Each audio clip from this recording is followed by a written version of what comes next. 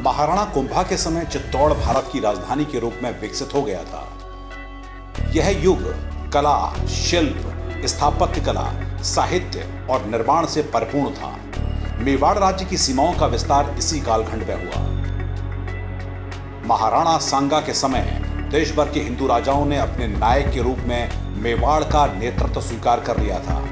बाबर के खिलाफ युद्ध में राणा सांगा की हार ने देश का भाग्य बदल दिया और मुगल सत्ता पर काबिज होते गए। इसी दौरान महारानी जयवंती बाई के गर्भ में ज्येष्ठ शुक्ल तृतीया रविवार और विक्रम संवत 1597 यानी कि 9 मई 1540 को कुंभलगढ़ में महाराणा प्रताप का जन्म हुआ। चंडू ज्योतिषी ने प्रताप की जन्म पत्रिका तैयार की।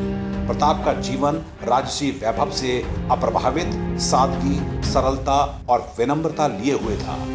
वे उच्च चरित्र के व्यक्ति थे।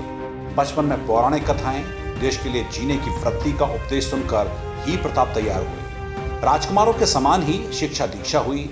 शस्त्र विद्या में निपुण प्रताप सिंह अपने आसपास के इलाकों में कीका नाम से विख्यात थे। उस समय देश मुगल साम्राज्य की बढ़ती हुई शक्ति के आगे असहाय हो चुका था। हिंदुओं के लिए स्वतंत्रता की बात सोचना ही पागलपन था। अकबर ने भारी ताकत और कूटनीति के जरिए देश में सबसे बड़ा मुगल साम्राज्य खड़ा किया था। सारे हिंदू राजाओं को उसने बड़े बड़े पद देकर अपने अधीन कर लिया था। लेकिन राणा प्रताप अकबर की चालबाजी को भली भांति जानते थे। आखिरकार शक्तिशाली मुगल साम्राज्य के सामने सब झुक गए, मगर राणा प्रताप की तलवार कभी नहीं झुकी।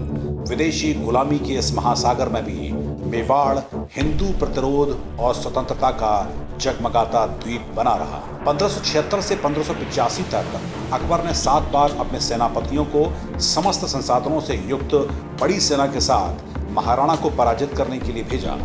एक बार तो वह खुद भी गया। यही नहीं, अकबर ने अपने सेनापतियों को धमकी भी दी कि असफल होने पर उनके सिर को कलम करवा देगा। इसके बावजूद अकबर के सेनापतियों का हर आक्रमण असफल रहा। संक्षेप में कहा जा सकता है कि संघर्ष के इस दशक में अकबर हर मामले में महाराणा प्रताप से पराजित हुआ।